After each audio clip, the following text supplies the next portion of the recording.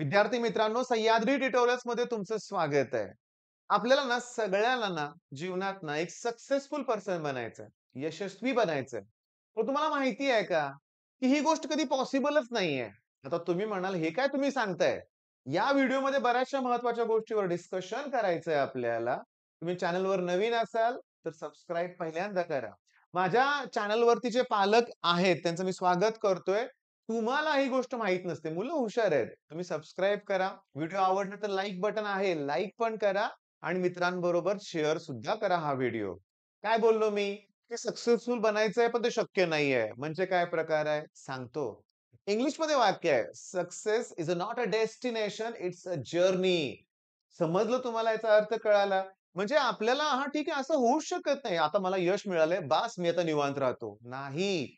आयुष्यात ही धडपड नेहमी करावी लागते, रोज करावी लागते. मग या स्टेजला ह्या 15-16 वर्षाच्या या वयात नक्की प्रॉब्लेम कुठे येतायत? सांगतो. ही आपली एज्युकेशन सिस्टीम. 8वी पर्यंत आपल्याला पास करतायत. बरोबर आहे ना सांगा बघू? बरोबर आहे. म्हणजे मुलं अभ्यास करतच नाहीत, निवांत आहे. त्यांना माहिती आहे हो आपल्याला पास करणार आहेत. 9th 10th स्टँडर्डला पण मुलांना माहिती आहे एवढे सोपे पेपर आजकाल काढले जातात, की बॅनर लागतो शाळेच्या बाहेर. 100% निकालाची उज्ज्वल परंपरा. सांगू का तुम्हाला त्यातली खरी गंमत? बऱ्याचशा शाळा काय करतात 9th स्टँडर्डमध्ये त्यांना वाटतं ना, की जी मुलं 10वी कदाचित फेल होतील आणि आपली यशस्वी परंपरा खंडित होऊ शकते, अशा मुलांना स्टार्टलाच 9वीतून ते फेल करून बाजूला काढतात आणि म्हणतात, "शाळेतच ठेवतो तुम्हाला, फक्त 17 नंबरचा फॉर्म भरा." म्हणजे फेल झाले तर झाले फेल. ही आपली एज्युकेशन सिस्टम आहे. काहीही करून 100% निकाल लावायचा आहे. 10वी पर्यंत अहो काय अभ्यास करतच नाहीत मुलं. बघतोय मी माझ्याकडे 8, 9, 10 चे सुद्धा ऑफलाईन क्लासेस आहेत. नाही जमत मुलांना. आता सांगू का गंमत तुम्हाला? आता गंमत अशी आहे 11+1/3 लिहिलं की 12/3 लिहिणारी मुलं आहेत. त्यांना साकडं 9th स्टँडर्डमध्ये क्रॉस मल्टिप्लिकेशन शिकवावं लागतंय. हे तर अगोदर व्हायला पाहिजे ना. मग ही मुलं 10वी उज्ज्वल यश मिळवतायत आणि जातायत सी तयारी करायला. सी कुठलं? जे-ई-ई नीटची तयारी करतायत ही मुलं आणि बेसिक कच्चं राहिलंय. एज्युकेशन सिस्टममुळं ही 2 वर्ष आपल्याला खूप त्रास होतोय.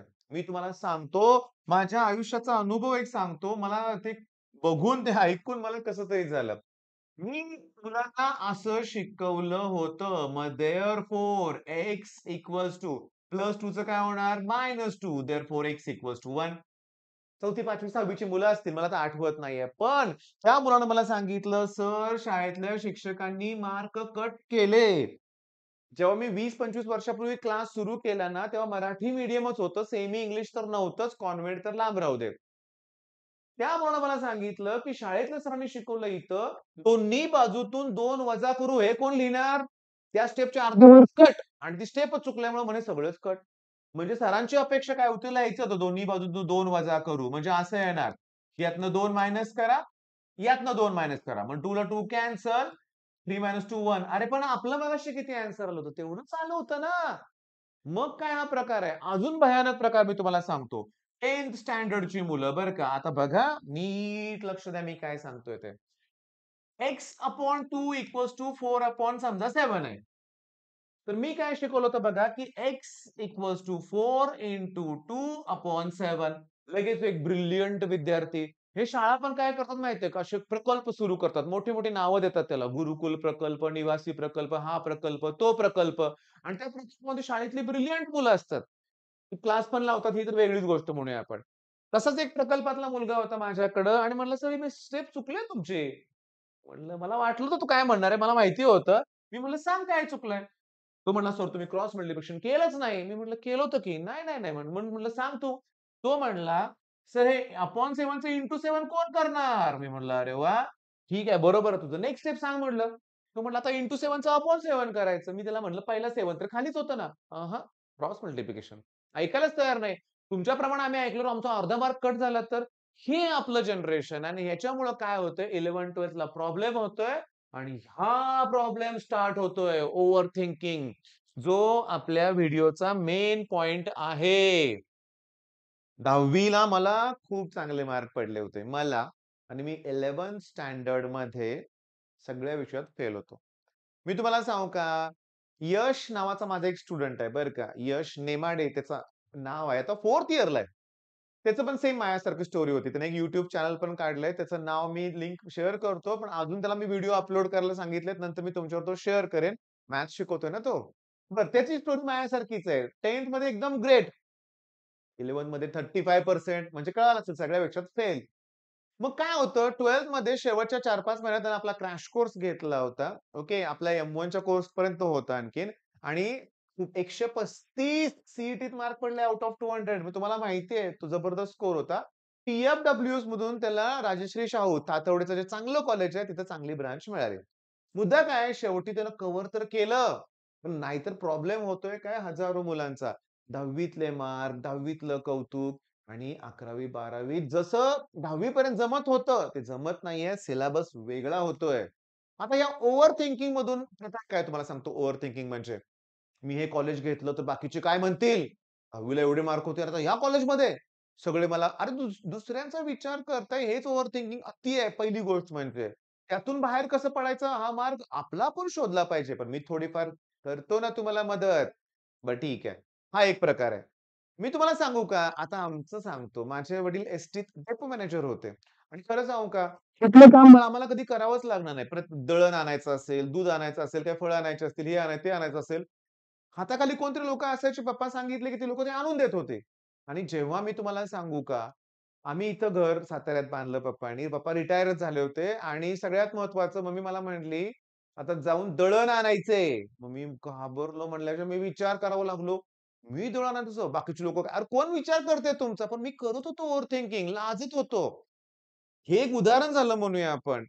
मला आत्ता कळालंय, कोणीही आपल्याबद्दल काही विचार करत नाही. आपल्याला जे आवडते ते करायचं. पहिली गोष्ट म्हणजे. डिसिजन आपल्याला घ्यायचा आहे.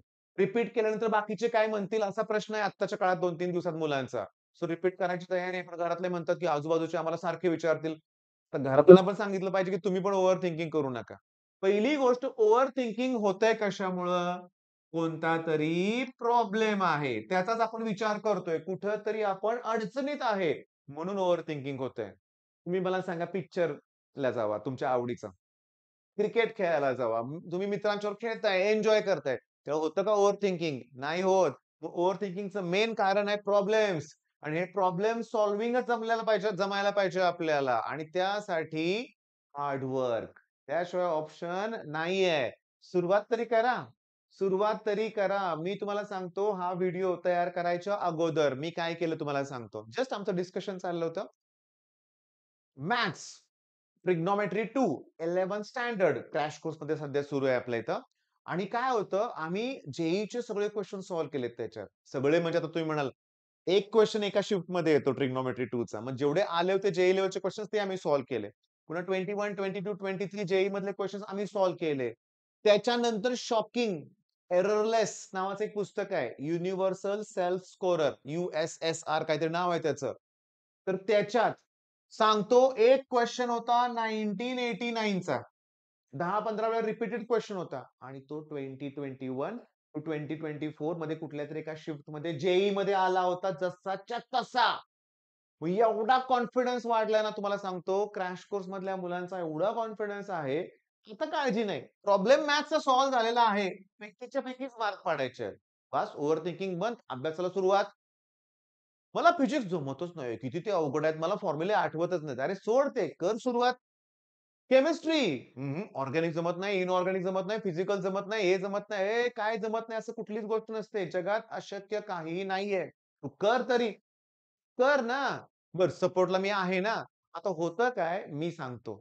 आता मुलांची बाजू घेऊन बोलतोय, पालकांनी ही पण गोष्ट लक्षात घेतली पाहिजे.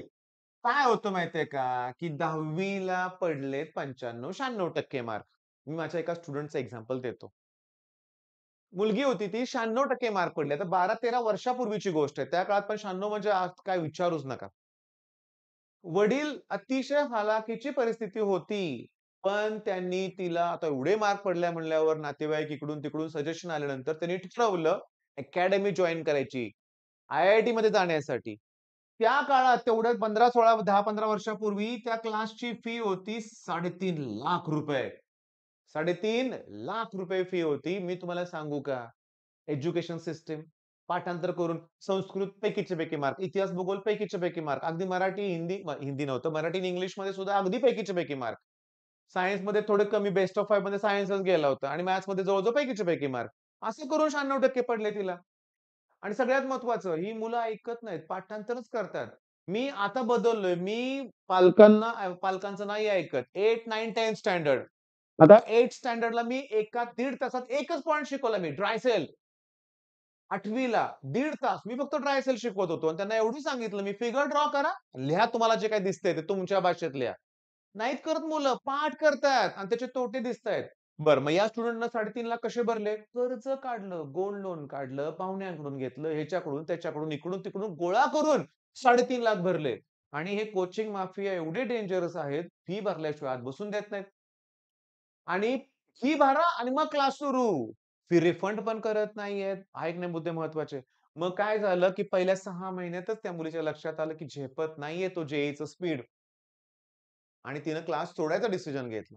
पालक, मुलगी जेव्हा ते क्लास सोडायला गेले, सुरुवातीला गोड बोलणारे क्लासवाले त्यांना म्हणले, "नाही ₹1 पण रिफंड मिळणार. तुम्हाला पाहिजे तर आम्हाला एक ॲडमिशन आणून द्या. त्यांनी फी भरू दे, मग तुमचे पैसे परत देतो." त्या मुलीनं त्याच वेळेस डिसिजन घेतलं, की मी आता इथून पुढे शिकणारच नाही. एवढं कर्ज झालंय, ते फेडण्यासाठी मी कुठेतरी काम करेन. पण पालकांनी ते नाही, तिला सपोर्ट केला. "ठीक आहे, तू कर कंप्लीट, बघ प्रयत्न करून." पण तिला सपोर्ट मिळालाच नाही. हेच माझ्या बाबतीत पण झालं होतं. 11th-12th ला मी जो क्लास जॉइन केला होता, मोठा क्लास होता साताऱ्यातला. पण ही लोकं काय करतात, पाठीमागे पडणाऱ्या मुलाकडे लक्षच देत नाहीत. मग इतका तणाव येतो मला अजून आठवतं इतका भयंकर तणाव होता या 2 वर्षात मला 11th-12th. मग आता पालक हा व्हिडिओ बघताय ना, पहिल्यांदा तुमच्या मुलांशी बोला. कसा चाललाय, काय चाललंय ते विचारा. बघा त्याची संगत, मित्र वगैरे कसे आहेत ते. अभ्यास करतोय पण जमेना झाला असा विद्यार्थी असेल, तर तुम्ही त्याचं काउन्सिलिंग करा. सपोर्ट द्या. माझ्या वडिलांनी पण दिला सपोर्ट. शेवटच्या 2 महिन्यात क्लास चेंज केला. दुसरा क्लास जॉइन केला. ओव्हर थिंकिंग पण संपलं.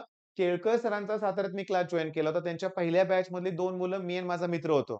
दिवसभर सरांनी क्लास घेतला. निदान 68% मिळाले. सांगू का?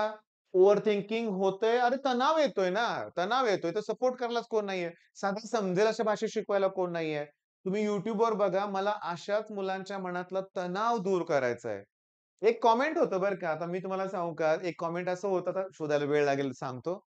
"सर किती डॉलर कमवले आजपर्यंत? सगळे व्हिडिओ बघतोय तुमचे मी. सांगा." सांगू का तुम्हाला मी? YouTube सुरू करण्याचा हेतू काय होता अगदी सांगतो तुम्हाला अगोदर. सांगतो. माझ्याकडं एक 4 मुलं होती. त्यातलं बोबडे आडनावाचा स्टुडंट माझ्या फक्त लक्षात आहे. बाकीची नावं पटकन मला आठवत नाहीत. हे तिघांनी ना 12वीत असतानाच फोटोग्राफीचा बिझनेस करायचं सुरू केलं ठरवलं होतं. घरातून सपोर्ट कोण देते का 12वीतल्या मुलगाला बिझनेसला? नाही. मग त्यांना सपोर्ट करण्यासाठी आपलं YouTube चॅनल सुरू झालं. ओके. मी त्यांना ₹10,000 दिले आणि मी तुम्हाला सांगतो त्यांची सुरुवात झाली. आज ते जबरदस्त काम करत आहेत बरं का बाळांनो. म्हणजे ते तुम्हाला माहिती आहे तुमचे ते रील स्टार हे, ते त्यांचे व्हिडिओ शूटिंग किंवा काय प्री वेडिंग काय असतं भरपूर तुमच्या लग्नातलं शूटिंग जोरात चाललेला बिझनेस त्यांचा. मेन पॉइंट काय? अशी YouTubeला सुरुवात झाली. मला वाटलं पण नव्हतं एवढं चॅनल ग्रो होईल. पण का झालं? मुलं आहेत, ती अडचणीत आहेत, त्यांना माझी गरज आहे म्हणून हे झालंय लक्षात घ्या. डॉलर तुम्हाला सांगू का? आता तुमच्यापैकी ज्यांचं YouTube चॅनल आहे त्यांना माहिती आहे. YouTubeकडून तशी कमाई ते पण एज्युकेशन चॅनलला कमीच होते. पण तो माझा टार्गेट नाहीच आहे. माझं टार्गेट आहे, की मला माझा कोर्स जास्तीत जास्त मुलापर्यंत पोहोचवायचा आहे. हां, मी घेतो फी त्या कोर्सची. पण मला माहिती आहे इथं मुलं सॅटिस्फाईड आहेत. हां, लाखो रुपये भरून जे मिळणार नाही ते ₹3000 मध्ये मिळतंय. त्यामुळे मी पण खुश आहे. ओके आणि मुलं खुश आहेत. प्रॉब्लेम काय आहे? ग्रामीण भागात आता मी तुम्हाला सांगतो, मी आणखीनही सांगतो. आता मुलांचे फोन येतायत, की सर 3000 भरायला एकदम जमत नाहीये. तर मी काय करतोय, की रिपीटर मुलांसाठी 1-2 दिवसात कोर्स लॉन्च करणार आहे. मला काही पहिले 1 आठवडा ॲडमिशनसाठी वेळ शिल्लक ठेवावा लागतो. त्याच्यानंतर त्यावर टीचिंग पण स्टार्ट होईल. पण मी काय करणार आहे, सेम कोर्स आहे, पण तो 2 पार्टमध्ये लॉन्च करणार आहे. दिवाळीपर्यंत पार्ट 1 त्याची 1500च फी ठेवूया आणि दिवाळीनंतर पार्ट 2. मग दिवाळी म्हणजे दिवाळी म्हणतोय मी. डिसेंबर-नोव्हेंबरपर्यंत पार्ट 1 कंडक्ट करूया आणि नंतर पार्ट 2. 1500 मग भरायला काहीच अवघड जात नाही मुलांना. भरतात. आणि आता म्हणतात काही मुलं, "मी नाहीच करू शकत अफोर्ड." गोष्ट थोडीशी वेगळी होईल. पण सांगू का तुम्हाला मी, तुमचं ओव्हर थिंकिंगच बंद करायचंय मला. तुम्हाला शेवटपर्यंत सपोर्ट करायचंय आणि मी आहे तुमच्याबरोबर. आता ठीक आहे. आत्तापर्यंत मी तुम्हाला सांगू का, वयाच्या 23व्या वर्षी मी क्लास सुरू केला. गंमत बघा, आता मला आठवलं म्हणून सांगतो. वयाच्या 23व्या वर्षी क्लास सुरू केला. 23 वर्ष, आज माझं वय 46 आहे. पण आज पण मला खूप आनंद होतो. जेव्हा मुलं म्हणतात ना, "सर समजलं, कळालं, जमायला लागलंय, मॅथ सोपं वाटतंय, आता जमतंय." आनंदच वेगळा आहे. नाही सगळ्यांच्या बाबतीत मला यश मिळत. काही मुलं असतात टिपिकल. एक व्हिडिओ पण बघत नाही, कॉमेंट मात्र करणार, की "सर बेसिकमध्ये नाही घेतलं तुम्ही." अरे व्यवस्थितच शिकवतोय. सगळं छान होतं. पण सांगू का तुम्हाला मी, असतात काही मुलं, जाऊ दे 100% निकाल पण अवघड आहे. पण मी पण नाही ओव्हर थिंकिंग करत. मी माझं काम करत राहतोय. मग तुम्हाला आता तुमचं काम करत राहायचंय. प्रॉब्लेम सॉल्व्ह करा. कुठं अडचणीत आहे ते बघा. हां, रँकमुळे घाबरून जाऊ नका. रिपीट करणार असेल तर बिनधास्त करा. मी आहे तुमच्याबरोबर. ठीक आहे. मग आता हा व्हिडिओ थोडासा मोठा झाला असेल. माझं टार्गेट थोडंसं वेगळंच होतं. ओव्हर थिंकिंगबद्दल खूपच बोलायचं होतं, पण मी योग्य ते बोललोय. एक 8चा व्हिडिओ तुम्हाला म्हणजे आपला एक डिस्कशनचाच पॉइंट राहणार आहे. तुम्ही मेसमध्ये गेला किंवा ब्रेकफास्ट करताय, तुमचं आवरायचं चाललंय. तुम्ही हा माझा व्हिडिओ दररोज बघणार आहे आणि तुम्ही माझा व्हिडिओ शेअर पण जास्तीत जास्त करणार आहे मला माहिती आहे. ठीक आहे, मग थांबूया व्हिडिओ. All the best.